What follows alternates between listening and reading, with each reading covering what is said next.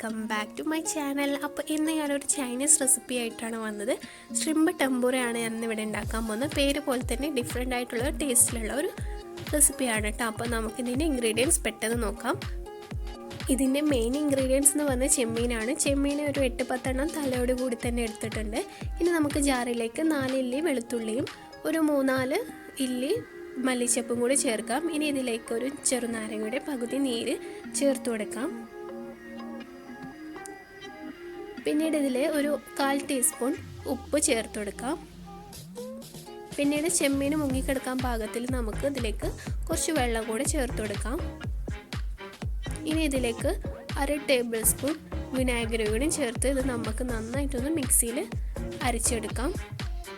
ഇങ്ങനെ ജ്യൂസ് പോലെ നമുക്ക് അരച്ചെടുക്കാം. ഇനി നമുക്കിത് ചെമ്മീനിലേക്ക് ഒഴിച്ചു കൊടുക്കേണ്ടതാണ്. ഇത് ഏകദേശം 1 മണിക്കൂറോളം നമുക്ക് റെസ്റ്റ് ചെയ്യാൻ വെക്കണം.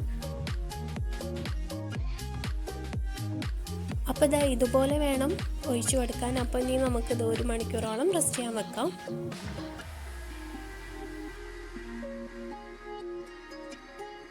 ഇനി അടുത്തതായി നമുക്കിതിലേക്ക് ബ്രെഡ് ക്രംസ് തയ്യാറാക്കിയെടുക്കാം.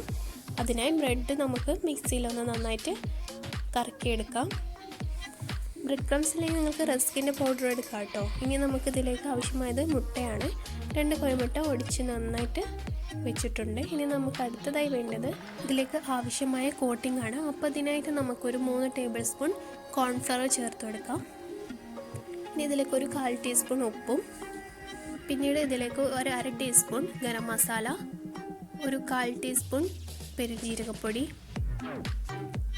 ഇനി ഇതിലേക്കൊരു 1/2 ടീസ്പൂൺ കുരുമുളക് പൊടി, പിന്നീട് കളറിന് നമുക്കൊരു 1/2 ടീസ്പൂൺ മുളക് പൊടി കൂടെ ചേർക്കാം. ഇനി നമുക്കിത് നന്നായിട്ടൊന്ന് മിക്സ് ചെയ്തെടുക്കാം.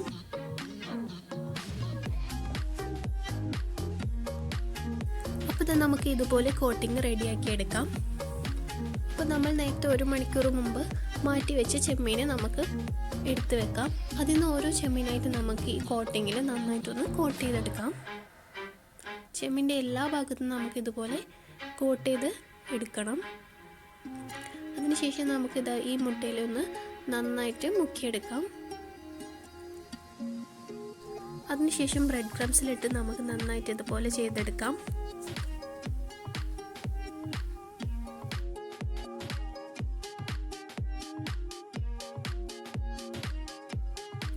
അപ്പോൾ നമ്മൾ ഒരു ചെമ്മീൻ നന്നായിട്ട് എല്ലാ കോട്ടിങ്ങും കഴിഞ്ഞിട്ടുണ്ട്. ഇനി അടുത്തതായി നമുക്ക് ഓരോരോ ചെമ്മീനെടുത്ത് ഇതുപോലെ ചെയ്തെടുക്കാം.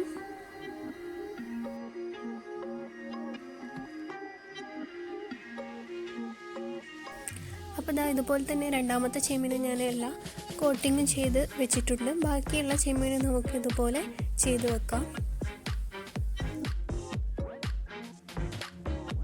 അപ്പോൾ ഞാനിതാ ബാക്കിയുള്ള എല്ലാ ചെമ്മീനും ഇതുപോലെ തന്നെ കോട്ട് ചെയ്ത് വെച്ചിട്ടുണ്ട്. ഇനി നമുക്ക് അടുത്തതായി വേണ്ടത് ഫ്രൈ ചെയ്യാനാണ്. അപ്പോൾ അത് നമുക്ക് ഒരു സോസ് പാൻ എടുത്ത് ഓയിൽ ഒഴിച്ച് ചൂടാക്കി നമുക്ക് സാധാ ഫ്രൈ ചെയ്യുന്ന പോലെ തന്നെ നമുക്കത് ഫ്രൈ ചെയ്തെടുക്കാം. അപ്പോൾ എണ്ണ ഏകദേശം ചൂടായിട്ടുണ്ട്. മീഡിയം ഫ്ലെയിമിൽ ഇട്ടിട്ട് വേണം കേട്ടോ ചെയ്യാൻ, അല്ലെങ്കിൽ പെട്ടെന്ന് നമുക്ക് ആ ബ്രെഡിന് ഇതൊക്കെ കരിഞ്ഞു പോവും. അപ്പോൾ മീഡിയം ടു ലോ ഫ്ലെയിമിലിട്ട് നമുക്കിതൊന്ന് ഫ്രൈ ചെയ്തെടുക്കാം.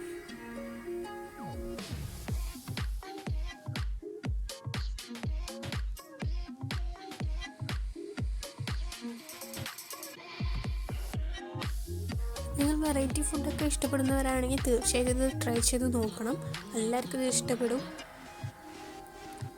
മീഡിയം ഫ്ലെയിമിൽ ഇട്ടിട്ട് തന്നെ ഇത് കുക്ക് ചെയ്തെടുക്കുക. അപ്പോൾ ഇത് ഏകദേശം ഒന്ന് ഇതായാലും നമുക്കിതൊന്ന് മറിച്ചിട്ടെടുക്കാം.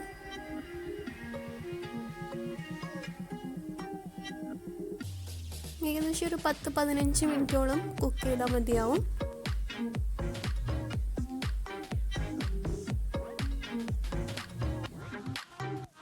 അങ്ങനെ ഇതാ ഏകദേശം ആയി വന്നിട്ടുണ്ട്. ഇനി നമുക്കിത് സെർവിങ് പ്ലേറ്റിലേക്ക് മാറ്റാം.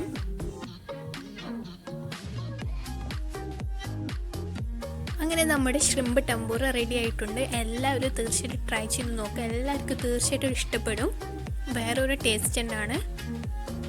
ഇത് നമുക്ക് ഈവനിങ്ങിന് സ്നാക്കായിട്ടൊക്കെ കഴിക്കാൻ പറ്റും. അപ്പോൾ നിങ്ങൾക്ക് ഇഷ്ടമായെങ്കിൽ തീർച്ചയായിട്ടും ലൈക്ക് ചെയ്യാനും സബ്സ്ക്രൈബ് ചെയ്യാനും മറക്കരുത്. അപ്പോൾ മറ്റൊരു നല്ലൊരു വീഡിയോ വരുന്നവർക്കും താങ്ക്സ് ഫോർ വാച്ചിങ്. Bye.